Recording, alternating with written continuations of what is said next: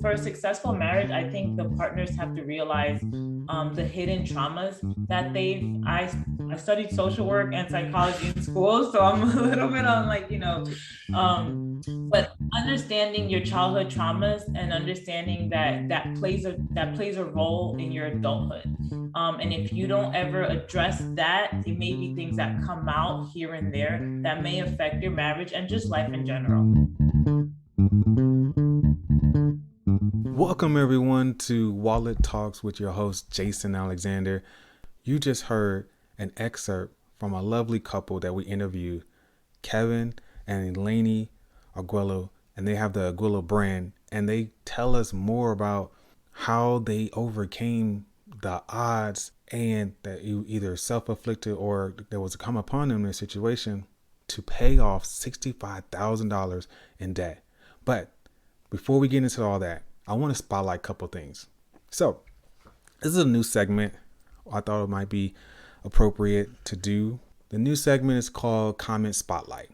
So I'm going to pick a couple or pick a sample or randomly pick a comment that someone or feedback that was provided about the show and highlight them on the show. So the first one that we're going to have is from fan M. M is a lady. She writes to us and commented on episode number 2 where Tiffany gave her perspective of budgeting. She said, I love the nuggets that you gave, Tiffany.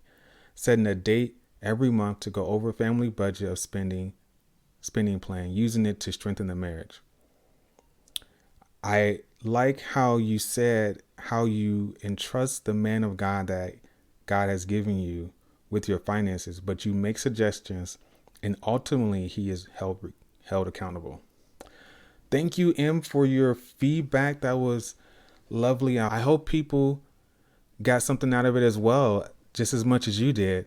And thank you for sharing. I encourage everyone else to share your feedback. Let's talk. Let's have a conversation, because that's the purpose of this podcast, is to garner better communication in our relationships, about money, about anything, but to have better conversations and just start conversations.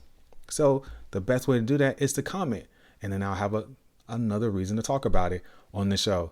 So be sure to put your feedback in the comments wherever you listen to your podcasts right now, or join our Facebook group, Wallet Talks Podcast.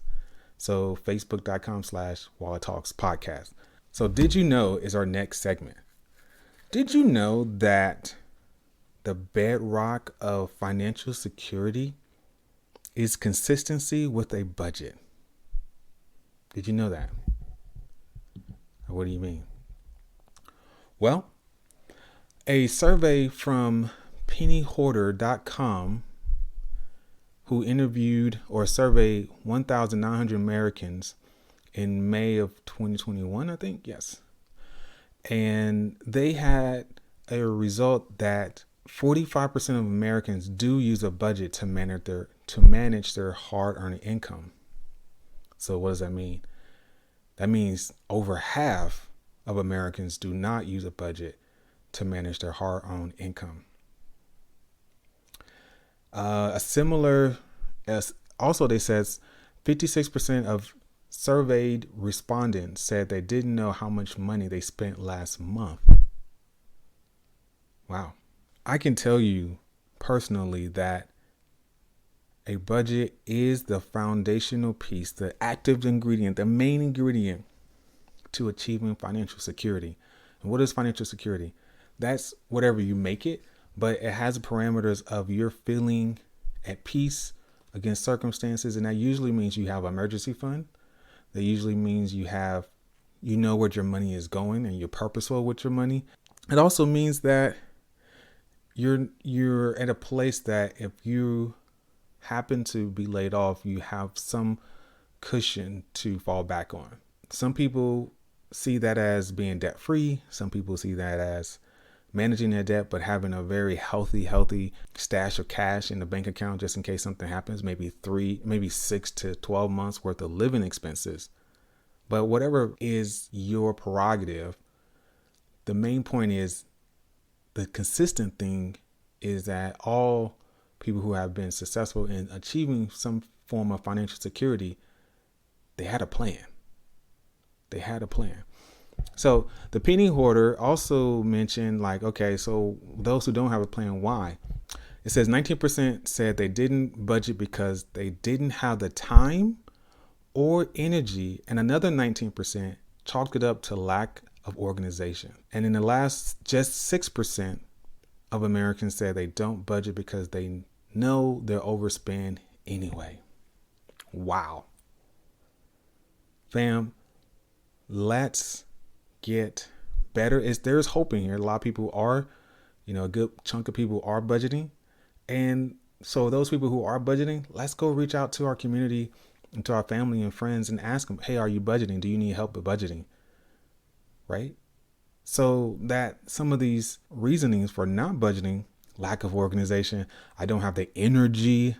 Listen, your process can be a couple minutes, 10, 15 minutes, or an hour. But whatever it is, you got to start, you got to do, you have to have a commitment to be disciplined.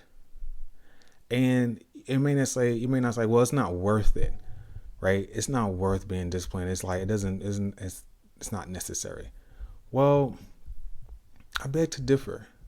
Money is one of the main resources we have to achieve or do anything in this world. So if you don't have a handle of your money, someone has a handle of it for you. And because they're now in the driver's seat of your money, they're dictating where you go. When you probably was like, I really want to get debt free, but you don't have a budget. I really want to save for a house, but you don't have a budget. Why can't I retire early? Well, you never had a budget. You never had what we call a spending plan. Because you didn't have a plan and basically you aim for nothing, you got it. You got an empty hand for what you thought you could achieve. So with that, you say, like, what is a budget? A budget is a spending plan or a roadmap, but it's not restrictive. A lot of people think it's restrictive. Well, Jay, okay, fine. I need a budget. I know it's necessary. What can I use as a guide to budget? Well, there's multiple types of guides to budget. Again, it is a subjective thing. The only thing that's not subjective is the consistency and discipline that needs to be done for it. But one type of budgeting is a 50-30-20 budget, where 50% of your income is fixed. You categorize it towards a fixed expense. 30% is variable expenses like food or gas. And then 20% is what you save or give. It's pretty straightforward. There's other percentages that people use for more delineated budgeting or for each category. But this is a quick overview. 50-30-20, that's one. Other people just list out their expenses from fixed to variable and just adjust that way, make sure the numbers are I guess, okay. Another way, just tracking your expenses. Not really, this one is not necessarily a budget, but it's more so you tracking what you spend so you know where it's going, but you're not anticipating or putting any initiative or forethought before you start spending. And then another type of budgeting is called a zero-based budget. A zero-based budget means that all of your income minus all of your expenses equals zero. All of the cash into your house subtracted by all the cash going out should be zero. The other scenarios the other budgeting types I gave you, they all leave the summation of your income minus your expenses that you listed with a sum that is widely coined as discretionary income. Meaning that this is what's left over after you paid your fixed expenses and your variable expenses and you saved a little bit. This is what's discretionary.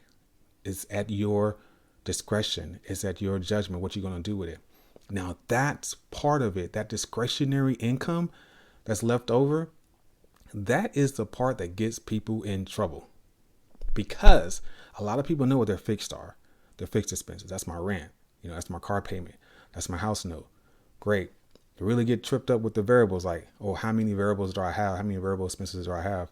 Like with gas or streaming or whatever, things that aren't on a set number. and even smaller fixed amounts like subscriptions. When it gets to discretionary, you have something left over, people just stop. And that's where we fall into a trap of not achieving, of not progressing the way that you will want to, because you left that number just at its whim and you just saw it as free cash to just budget anywhere, or not budget, but spend it anywhere, anything. And that is a flaw that is easily remedied. Easily remedied. What do you mean, Jay? It's like, okay, so just like you list out your fixed and variable expenses and you got that discretionary income after you subtracted your income, of course, you do the exact same thing with the variable income. With the discretionary income. Whatever's left over, make a plan for it. Me and my wife have a theory that when you have discretionary income, or you have money left over after you've gone through everything, we want to use the remaining discretionary income in 3 categories: spend, give, or save. Right? And so we recently had that. We went through our budget and we found out, okay, we got a good healthy chunk of discretionary income because we kept all of our fixed and variables pretty low because we live below our means. However, we have a big chunk that's discretionary. But we said, no, we don't do discretionary. It's not going to just be free. We're going to categorize in this 3 things: spending, giving, saving. So in the spend, that's more so like any splurges we want to do. We plan those out. He's like, well, that's not splurging. Yes, it is. You being strategic, and you're not sacrificing some goals that you may want to have. So like giving, we really want to give. So that's a bigger chunk of that discretionary income. But then we also want to save. We also want to, for us, want to go into investment properties. So that's another chunk. So what we did was we gave each one of those categories, give, save, and spend, a percentage that equaled 100. So for us, we had like a 50, 20, 30 split amongst those 3 categories. And then as we saw the numbers, we continued to discuss it and pray about it. We felt like 33.33%, or an even amount allocated over all 3, was the best route for us. That, after you do all that and you use up all of that discretionary income, you just created a zero-based budget. I am a adamant proponent of a zero-based budget because it takes all of your income and says, I have a plan for it. I have a purpose for this, and it's going to drive me, and I'm going in this direction A, and I'm going to use all of my resources to go towards direction A. And anything left over is going to help push me or propel me there even faster. And that is a successful budget that gets you to the destination that you desire in the time that you want it, or even faster. We have a really good example of that with our interviewees, Kevin and Elaine Aguelo. They utilize a budget to take them places. And to that place is our topic of the day.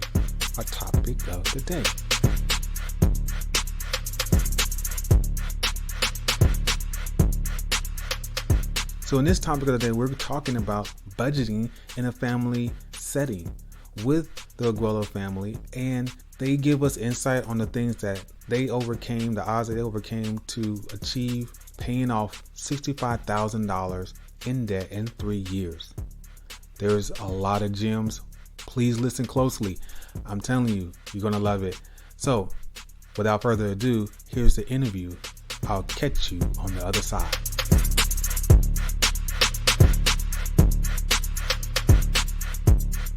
Thank you guys for coming. How you feeling? Very good. Thank you. Thank you for having us. We really appreciate it. Yeah, it's really a pleasure to be here, man, and doing this. I really appreciate this. No, you're welcome. You're welcome. You guys have, so, I do my research and everything. You guys have a very interesting story. You guys have been together for a very long time, like since you guys know each other since you're like 13, right? So you have some skin in the game. You got some experience now, right? I'm assuming that you're now like 20. So so you have at least 20 years probably under your belt. So I'm curious. I think the audience is going to be really curious to hear what you have to say. Let's get right into it. tell us a little bit about your family and your brand that you're trying to build up. So, like you said, we have known each other since we were 13. We've been married for 10 years. We are from New York and we've been in Texas for 3 years, and that's been a life changer for us. We have 4 kids, 2 boys and 2 girls. We started our podcast so we can learn to better communicate within each other, because there are a lot of interesting situations and a lot of things that we've been through, that not a lot of people can, that can survive and that they can make it through.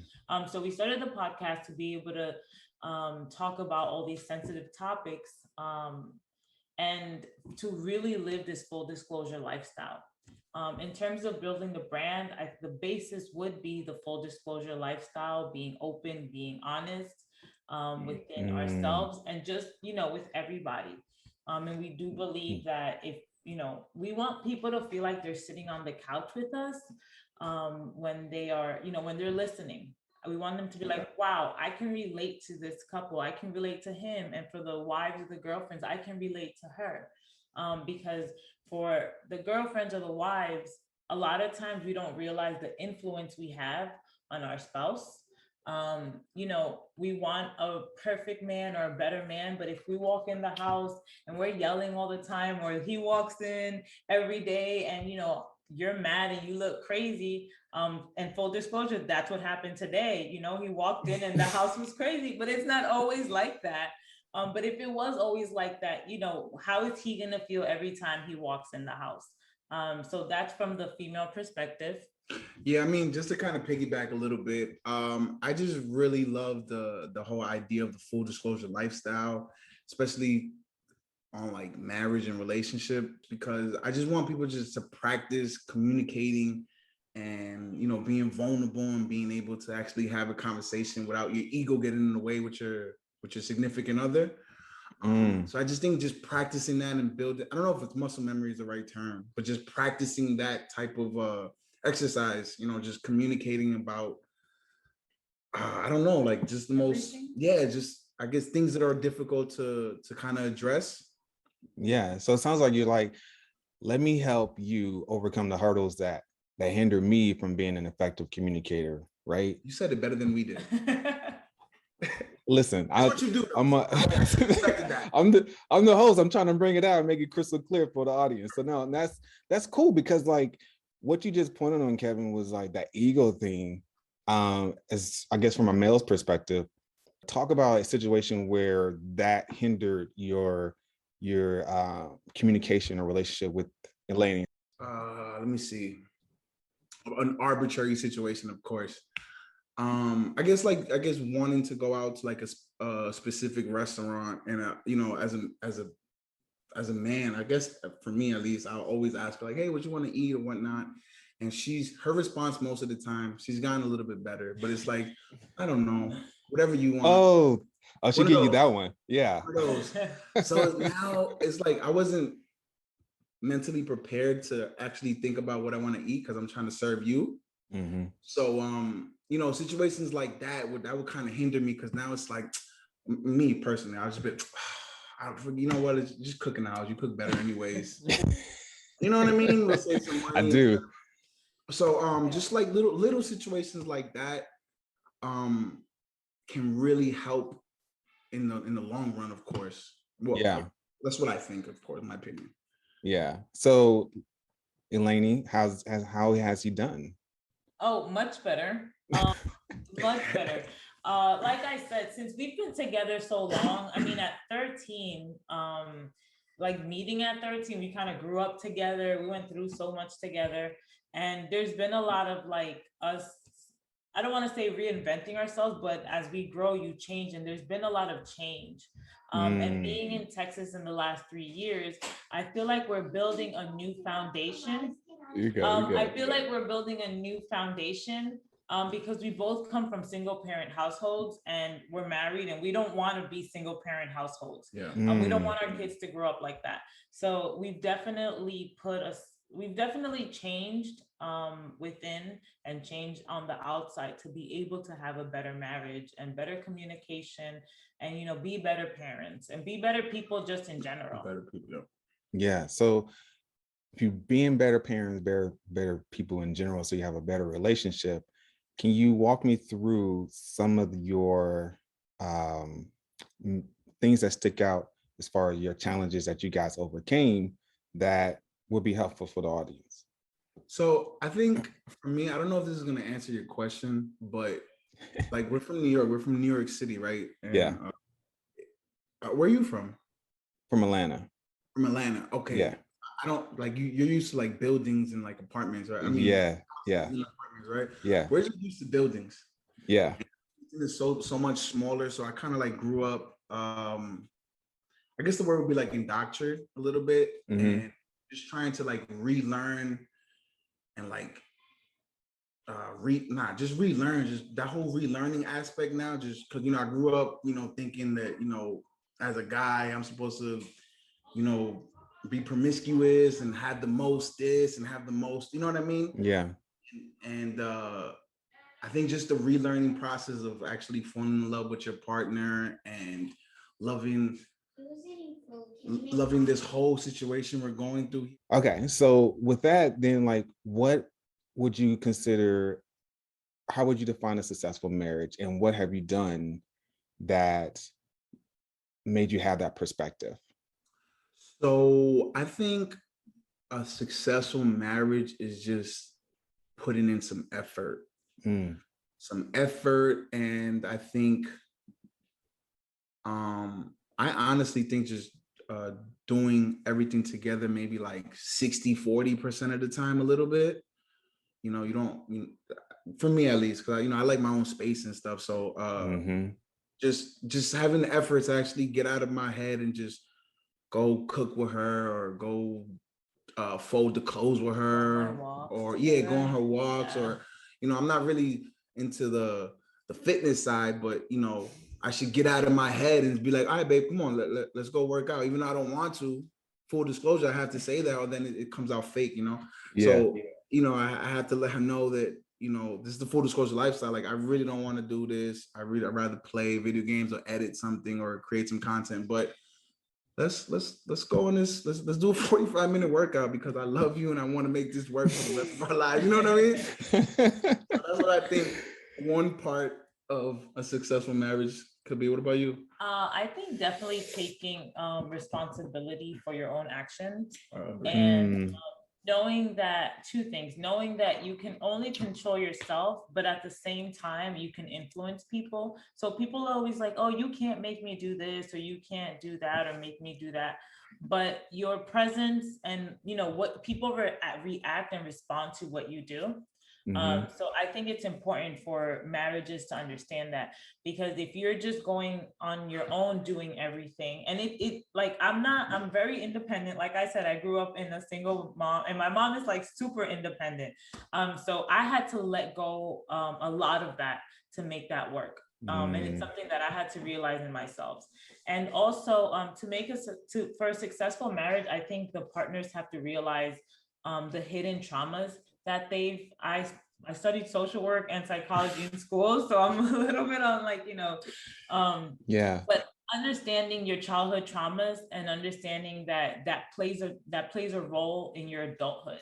And if you don't ever address that, it may be things that come out here and there that may affect your marriage and just life in general. Well, how would someone know how to identify that childhood drama? It's a great question. I think it takes a lot of self-seeking. You definitely need to be open to talking to other people about it, Mm, because there's things that you don't realize that you do, but you only do it because of some things that you went through. A lot of times things happen to us when we're young, and they block it out of their, like, we block it out of our memory, so we may not even understand that what we're doing. yeah. But it takes a lot of like learning about yourself, which is something that we're kind of going through now, is learning to love yourself, learning about yourself, learning to find yourself. And in all of that, things will come up. Mm, Like one trauma, like not necessarily one trauma, yes, is I've never met my dad and he never wanted me. So mm, deep down, it's like I'm not worthy, or people are going to always leave me. And that's something that I had to heal through for a marriage, because if I'm always thinking, for no reason, oh, my husband's gonna leave me, like I'm gonna start living that. So I'm gonna start doing things that may second guess our relationship, and he may leave at one point. But I have to realize, no, my father leaving me had nothing to do with me. I am worthy, and that doesn't have to determine my relationship with my husband or my marriage. That's good. That's so good. And I'm curious if you can walk me through how you had that complex of like, oh, my dad left me, people are going to leave me. When did you recognize that you had that complex? I think within the last 2 years. And another thing that we overcame in our marriage, which you can listen to on our podcast, Where? on YouTube. That's right. All right. So our YouTube channel is the Arguello brand, and it's the Full Disclosure podcast. That's where we have it on right now. So one of the things that we overcame in our marriage was infidelity, and we both were unfaithful. And that taught me a lot about myself. And I think that's when it started, when I was standing for my marriage, because, my husband had an affair and I was standing for my marriage. So basically, I did not want to get a divorce, even though he was having an affair. So that took a lot of working in me and realizing, okay, Eleni, not that his affair was my fault, but what role did I play? Like, what did I need to do to be the wife for him? And I don't want anybody to misconstrue this and say, like, I needed to start living my life for my husband. No, I needed to figure out what was missing in me for me to be the wife that I needed to be. And it worked, because he's here, and our marriage is much, much better. So I don't want anybody to ever misunderstand that standing for your marriage means you let your spouse walk all over you, because it's the complete opposite. Yeah. But in that, I learned, okay, I have issues with abandonment. Like, things that have hurt me are my sister moving to a different state, and I felt like she left me. My mom worked all day and all night, so I was home alone a lot. So there was really nobody for me. So I was, you act in those ways. And that's how I kind of came to the point. And also, like I said, talking to people and personal development and learning about yourself. And then, it comes to the point where it's like, okay, if I'm always thinking I'm not good enough, I'm going to act in that way. Okay. All right. So, Kevin, when you guys had that moment where she was going through, Eleni was going through that self-awareness phase, when did you have a self-awareness phase that helped you to bring and reconcile the marriage? Man, to be honest, I think is when my wife, during the affair, the infidelity time or whatever, we were still in communication because, we have kids, and, I think we're really good on trying to be good parents. So we would still be in communication, of course. And, she was kind of living the full disclosure lifestyle before I realized that that's what it was. Yeah. So, she was telling me, everything she's doing and what she's going through, and, where her mental was. And, I would just take it with a grain of salt, like, oh yeah, that's cool, whatever, because I'm in affair mode. So nothing really matters what she's saying other than my kids, are they good? So she would keep repeating this thing to me. She has that little she does that a lot. She repeats and repeats and repeats, and it went through one day. I have to get my point across. And you did. I really appreciate you for being consistent like that. So what happened was that it kind of clicked in my head as the mind shift or the mental shift. And then I wanted to stand for my marriage. So I'm super competitive. So she's like, so I guess she wasn't messing around anymore. So that was her way to kind of stand for her marriage, in my opinion. So I was like, I'm going to leave everybody. I'm going to leave New York, and we're just going to move in together, and we're going to, we're going to do this for real. It was probably more, there was probably more character in what I said, but for entertainment's sake, I just kind of pulled my big boy pants up and said, I love you. We moved across the country with nothing. So we didn't have a place to stay. We had no job. We literally packed our suitcases with little clothes. We came to Texas. We stayed with my sister for a month. Our kids stayed with my mom in DR for a month, and then we made it happen. So yeah, and I just want to point out that I didn't think that she was gonna jump on the train right away, but when she did, that's kind of why we had to move expeditiously the way we did, because I wasn't gonna let this go. You know what I mean? I had to make this marriage work. So who came up with the idea? Let's go to Texas. So all right, so it's kind of like a 1A, 1B, because she was like, I want to stand for the marriage. And then I was like, so do I. So let's start on zero in a new state, and we're gonna work together all the way up. Right. And it's working. That's so like you guys got a fresh start. It's like, all right, let's just do a reset button. Exactly. Like come back, let's come back. And then you have that, Kevin, that competitive spirit, like, hold on. You ain't gonna outdo me. Never. In this love thing. Although I got you. Thank you. So it was one thing I wanted to pull out too. You like, she had this moment where she kept repeating. When you said that, my mind was like nagging. I'm gonna use y'all word, full disclosure. So I was thinking nagging. Full disclosure, I used to think of it like that. Yeah.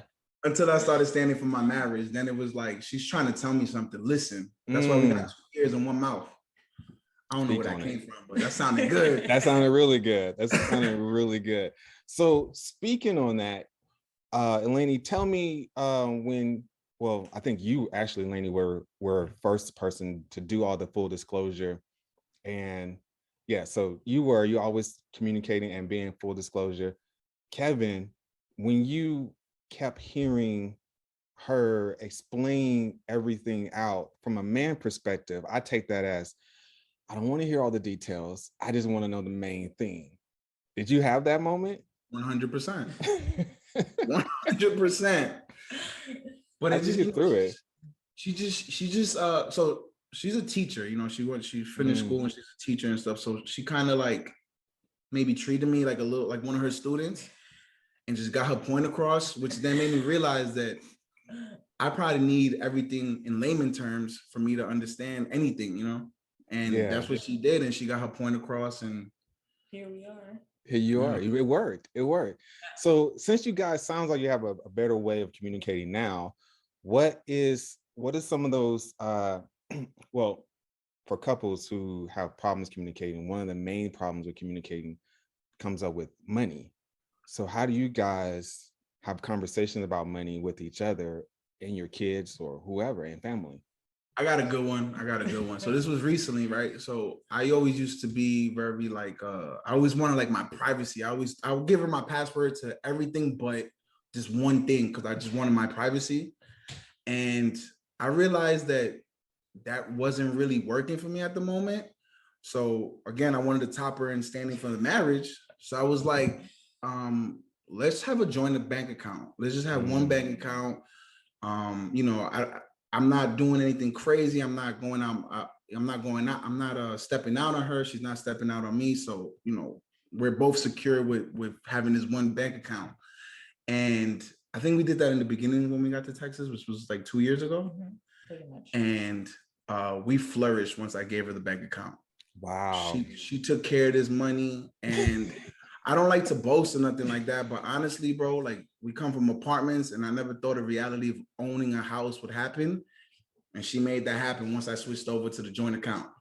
Look, I'm clapping that up because that's amazing. My man gave up control where we would think like, hey, hold on now. What's going on? Because I kind of think of that. That reminds me of like, okay, let's work with each other's strengths, right? Like, hey, if she got the numbers game going down, let's just let her do that, Exactly. And he was at first he was very 50-50. I mean, for a lot of our marriage. And it was like, if you do this, if I do this, I need you to do this. So everything was very 50-50. And when we first got here, we became very focused, and I paid off, it was like $15,000 in 18 months. Yeah, it was like student loans and credit cards, and just like, if I owed anybody, I'm like, I don't want to owe anybody. So if I owed anybody, I'm paying it off. So we did that. Then he bought a car, and he paid that off in 2 years. like literally 2 years. So it was like what was it, like $32,000. He paid it off in 2 years. Mm-hmm. And then we had credit card debt again, and then we paid all of that off. Wow. So I mean, we probably paid off what, 30, I don't know, that's 50, you're the numbers, maybe like $65,000 in the last 3 years we paid off. Wow. I didn't know that. To be full disclosure, I didn't know that. I was gonna say, like, you was like, wait, we did that? That's how much you have to, like, okay, I'm gonna let you rock it, roll That's it. all her. I don't go in the bank account for nothing. She handles all of that. Like, my brain doesn't focus on that anymore. So how do y'all, so Lainey, how do you communicate with him? Like, okay, do you just like give him an allowance? Like, hey, here you go. This is what we're gonna do. How you talk? I create a budget, and really all he does is just put gas. So as long as he has money for gas in the bank, then he's I got everything I need, man. I'm not in New York no more. No vice, none of that. So as long as he has money for gas, he's good to go. In that, like, there was a period where I had to get creative because we do have kids. So we had to go to like a lot of free stuff. Mm-hmm. In the last 2 years, I did want to have more fun within the marriage. So we went to New Orleans twice, one by ourselves and one with the kids.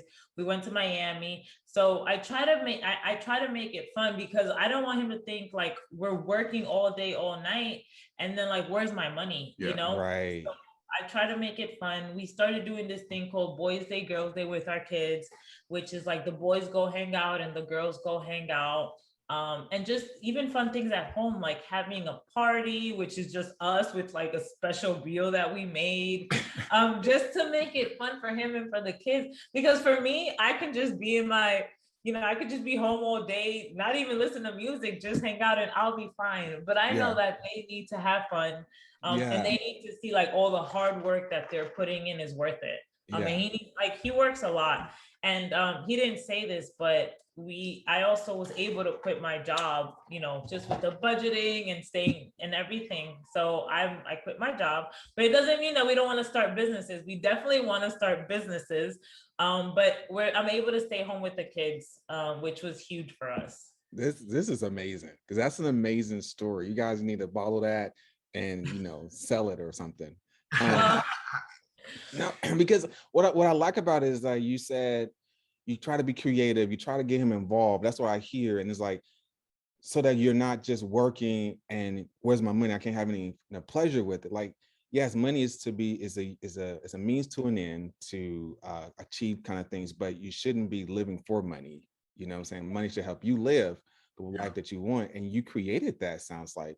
And so Kevin, when she was coming up with these ideas, were you about the make it with the boys days, girl days, like how was your response to that?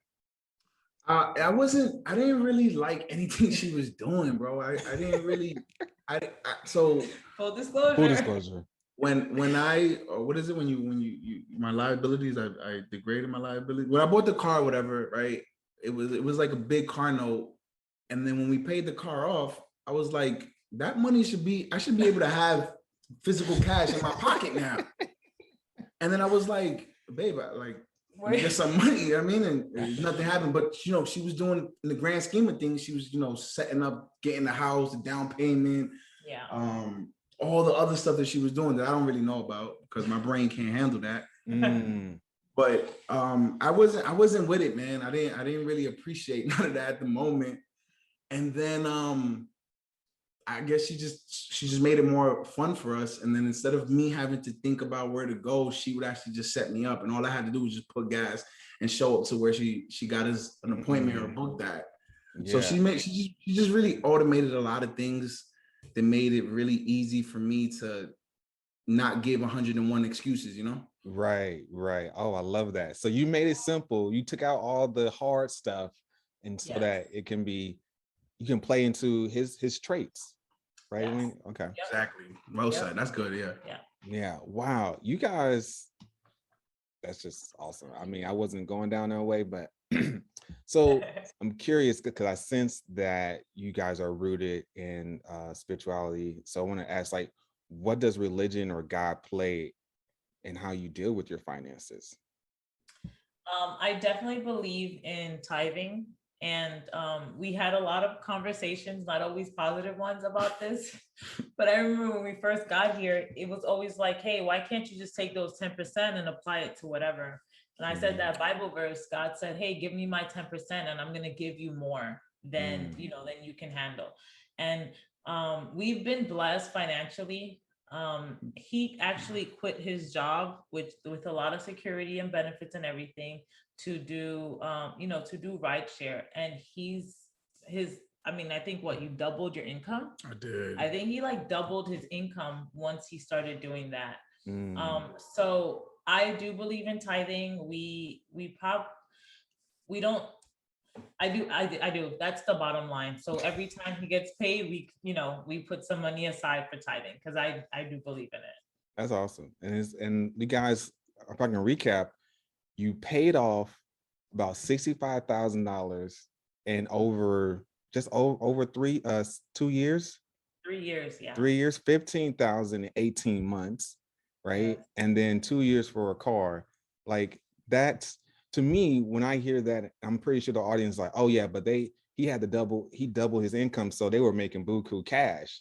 Full disclosure, what like where were y'all income level doing that, paying off 15,000 and in 18 months? Okay, so when I paid off the 15,000, that's when we had just gotten here. And full disclosure, I was working as a para at a school, and paras do not get paid that much. He was working at Walmart.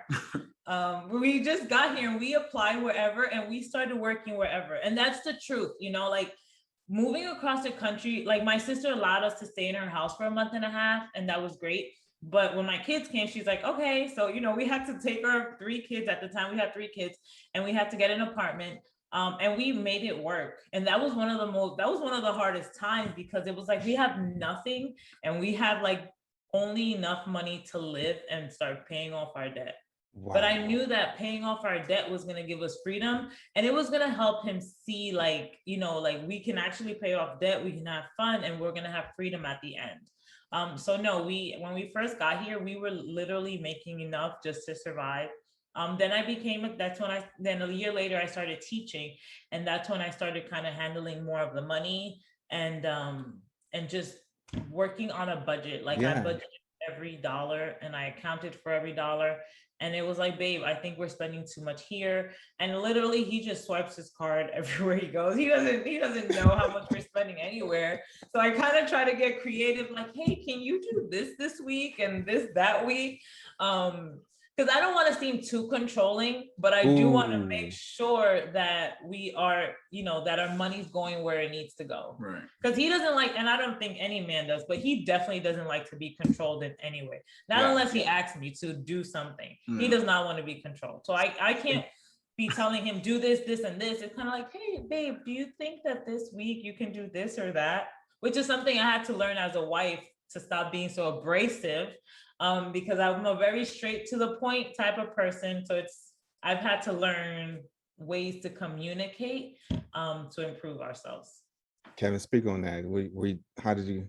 I mean, to be honest, if it was up to me, I would just swipe my credit card everywhere. So we would be in the rest of our lives. To be honest, I'm just, full disclosure, but I'm glad that I made the decision to hand over the reins to her with this money, man. Honestly, I don't think I would have done not half of the job she's done. I'm, for full disclosure, Thanks, I mean, thank you. Yeah, there you go. Let's clap it up. Oh my gosh. Beautiful, beautiful journey. Just because I want to make sure people don't get the misconception that, or the illusion that, oh, we can do it, we just got to make more money. You guys were at the bare bones, like you was paycheck to paycheck. And one thing that we try to talk about here on Wallet Coach and Wallet Talks is that it really doesn't matter how much you make. It matters what you do with what you make. And like, you guys are a perfect example of that. Like, yo, we started from nothing and we paid off 65,000 like just over 2 years. And I'm like, I literally didn't know that, bro. Yo, Well, she's like, really? Those who can't see, she looked up in the air like, really? I thought you would know that. But no, that's good. That's good. So now that you guys have this freedom, right? Because that's one of the things that why you wanted to get out of debt was to create some financial freedom. What is your idea of freedom or quote unquote wealth? And you guys both can answer that. So to me, I think time is a form of currency, to be honest. The reason why I say that is because when I came to Texas, this is the only time I realized this, because I had jobs in New York or whatever. But when I came to Texas, I realized that I was seeing the people at work, my associates, or what is it, my coworkers, more than I was seeing my girl, more than I was seeing my kids. And I didn't like the way I felt after that, bro. Yeah. So I was like, I started looking around and I found that, rideshare in Houston, it's pretty good. It'll give you a couple dollars or whatever, So I think that wealth has something to do with time. Okay. And that's the whole reason why we want to build all this entrepreneurship, because my kids are really important to me. I'm pretty sure to everybody they're really important, but I need to spend time with my kids. I need to see them grow up. We need to argue. We need to laugh. We need to hug. We need to do every action in the world so my kids know, because my dad wasn't with me, and we didn't grow up in the household where there was two parents. It's different here. This is wealth to me, that I can eat at the dinner table with my kids. I can eat lunch, breakfast. That's wealth to me, bro. I'm gonna be honest with you. Wow. Right. That's I'm pretty sure a lot of females are like, oh, that's so beautiful. Give me a handkerchief. For real. But go ahead. Yeah, I guess when it comes to like, the US dollar, man, I'm gonna just hand over the reins to you, because you know exactly what to do with this money. So please. For me, like you said, wealth is spending time with our kids. I also want to be able to have the freedom. And something we talk about a lot is the reason why we're building a brand and we're so so focused on entrepreneurship and even network marketing, is because we want to be able to take care of our kids and we want to be able to set them up. But more than that, we want to continue breaking generational curses.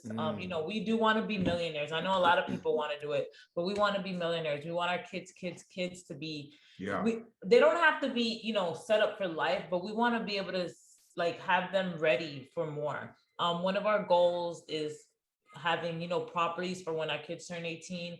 They can either rent it out or they can sell it. So we want to do that for them just to start them off. Hopefully we can do a lot more, but the bare minimum is that we want to do that for when they turn 18. But definitely have wealth for me is freedom, being able to stay home with them, being able to homeschool, being able to say, okay, you know what, today we're just going to have a rest day because everybody's been doing so much. And that's important for me, and spending time together, doing things together, building relationships. And that's what I've been really intentional about in the last few months since I quit my job. It's kind of like bringing everybody closer together, doing fun things together so they can build relationship. One little side note, my oldest, he's 11, and my daughter, she's 7. My oldest actually couldn't stand her. Like he could not be in the same room together. And now just by spending time together and us being, in no way are we perfect in handling any type of conflict or situation. Full disclosure. Yeah, but just being able to like a lot of times walk them through saying, hey, this is how this person feels. This is how this person feels. This person needs space right now, or this person needs attention. And they're like, they get along so much better now. They're like the best of friends. They look out for each other. They're able to be in the same room together. And just like little things like that, as a wife and as a mother, that's what's really important to me. But of course, I want an endless amount of money. I want businesses and money and travel the world and all of that. But I'm proud of ourselves for starting off and building a strong foundation with our family, because I know everything else will get easier. I agree. Wow. I want to say I'm proud of you guys. I know we just got to know each other too. And thank you. Man, it's beautiful. I feel the vibes. I don't know if y'all in the audience, y'all can feel it, but this couple is beautiful. They doing it. And like they said, they ain't perfect, but they put in the effort, like Kevin said in the beginning. It's about putting in the effort, and that will carry over into what you're trying to manifest. So I'm gonna give another clap up for you guys. I mean, woo, the Aguelo brand. Listen, guys, we're gonna wrap the show up right here. And I just want to let you guys know that you guys should go listen to Aguelo brand, the Full Disclosure podcast.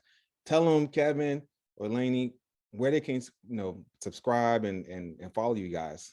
So you can definitely follow our journey on YouTube at the Aguelo brand on YouTube. And also there's a podcast in there called the Full Disclosure Podcast. Please don't hesitate to drop in.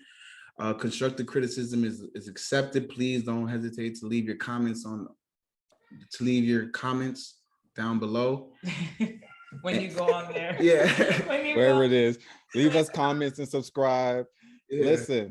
Listen, I could talk to you guys like for another 3-4 hours because listen, people, this is just the tip of the iceberg on their story. Like, go check out their content, you'll see. So man, thank you so much for giving us that perspective. I think a lot of people are going to walk away with a way of how a man can deal with the finances, but also with communicating, and how women can adjust and find those childhood hindrances that we can kind of expose and just be better people like you guys wanted to be. So thank you again. Oh my gosh, for coming on. And any last thoughts? I'm gonna get y'all the floor before we close out. Nah, man, Jay, I really appreciate it. Wallet Talks is on his way. Thank you. And man, I hope we can do this again. Oh, facts for sure. Well, thank you guys. This is Wallet Talks, this episode with Lainey and Kevin Aguelo. Awesome story. Catch us next time with Wallet Talks, where we believe it's not how much you make, but what you do, what you make. So if you can change your mind, you can change your wallet, you can change your life.